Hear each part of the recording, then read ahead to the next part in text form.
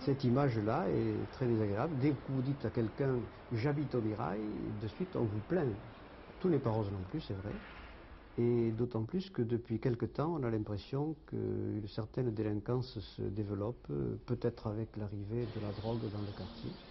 Ces propos illustrent bien l'enquête réalisée par l'INSEE sur ce grand Mirail qui rassemble 52 000 personnes. On y parle d'insécurité, d'impunité, de chômage, plus 20%, mais on y rencontre également une grande diversité due à la situation sociale des familles qui peut changer d'un bâtiment à l'autre. On a à la fois des personnes vivant avec de très faibles revenus, mais à côté de ça, il y a des personnes qui sont propriétaires de leur logement et qui vivent avec plus de 15 000 ou 20 000 francs par mois.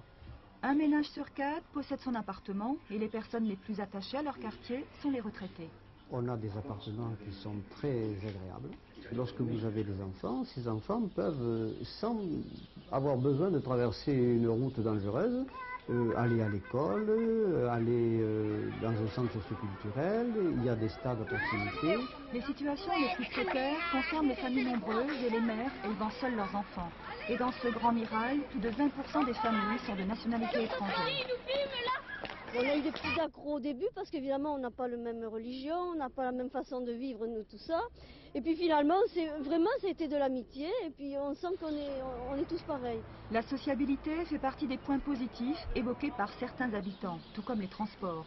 Jean-Michel, lui, est sensible à la transformation de la Reinerie et veut y ouvrir un commerce. Je compte ouvrir une librairie papeterie presse sur la place à Bâle.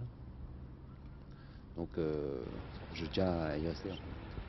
Intégration des uns, isolement des autres. Selon l'enquête, et s'il le pouvait, un habitant sur deux changerait de quartier.